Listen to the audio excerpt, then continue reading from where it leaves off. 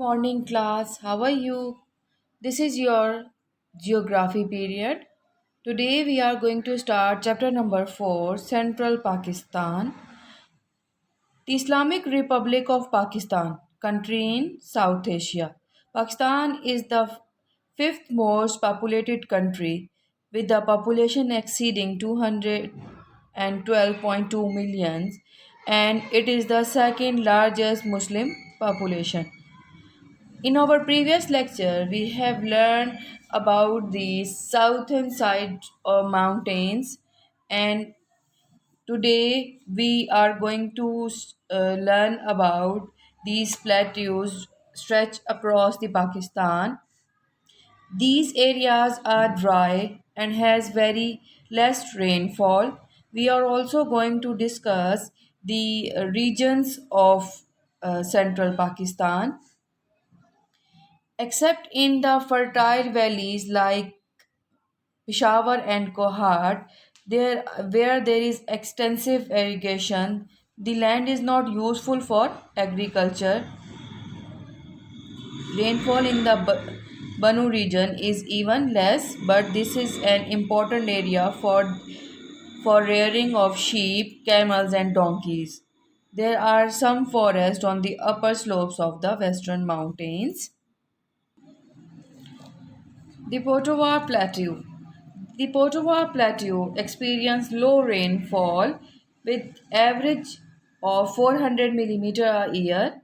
Its soil is very soft and after washed away. There are many small streams, but during the rain, the water cuts into the soft soil, making deep gullies in the land.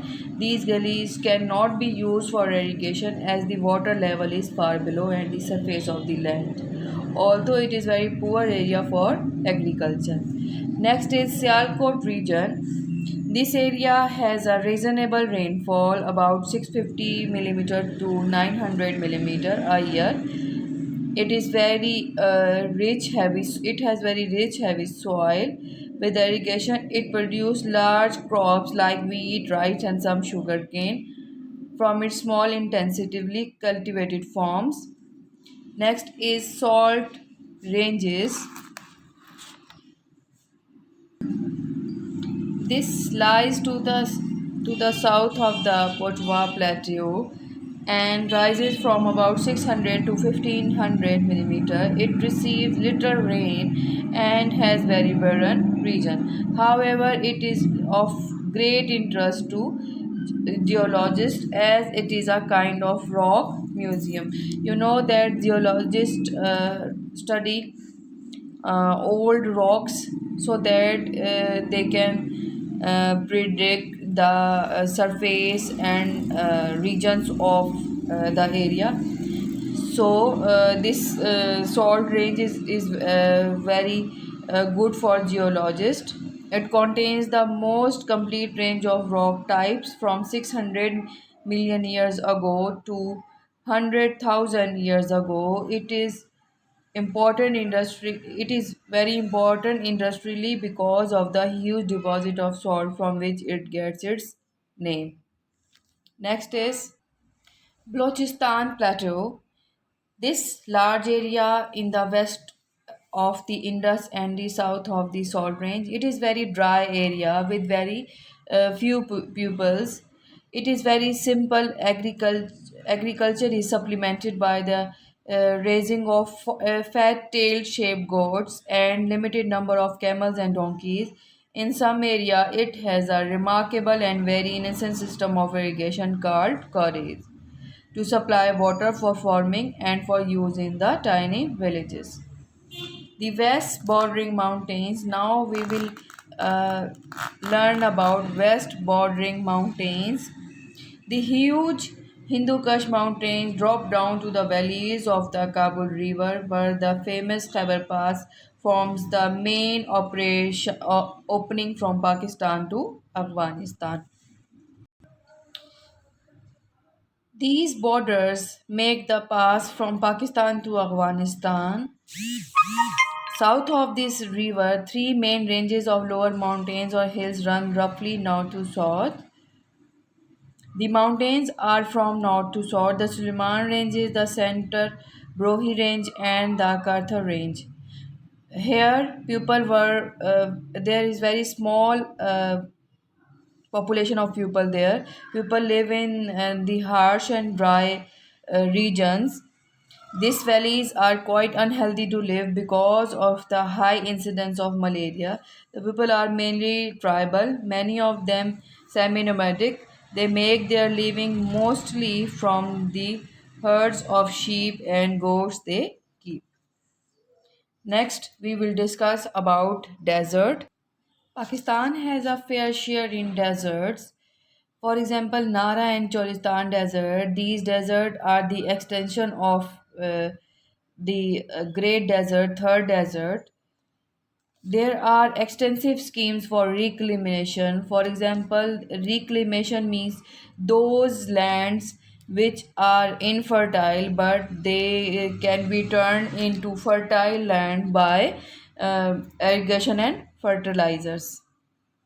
Now we will discuss the Indus and its extraordinary journey across Pakistan. Now you will see that how Indus from which areas Indus River passed through and across the Pakistan and its share in the irrigation.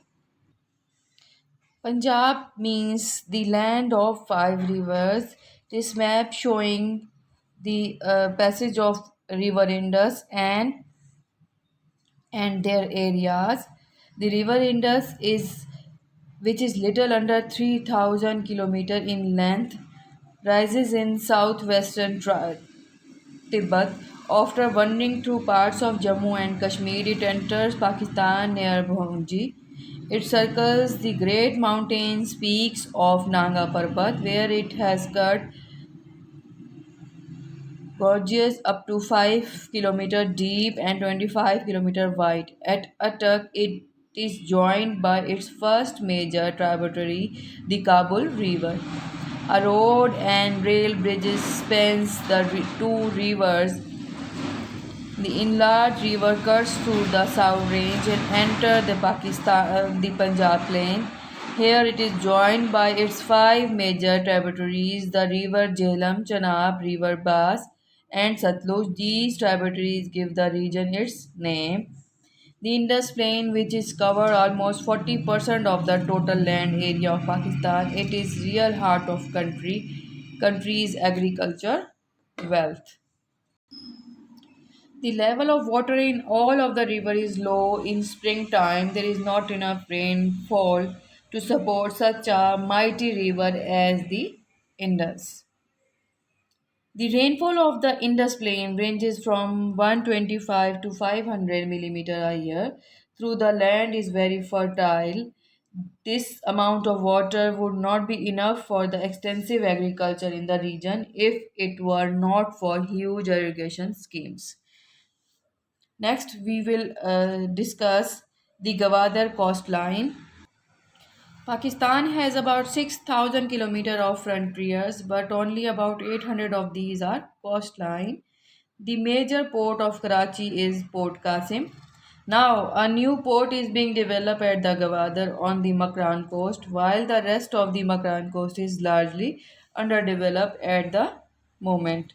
In the picture given on page number 16, you can see Gwadar port. This is a picture of Gwadar coastline. Our trade is looking forward towards that coastline. It will help in improving our trading system. That's the end of the chapter. Inshallah, tomorrow we will do questions and activities of the chapter. If you have any problem, you can ask in the comment box. Allah Hafiz.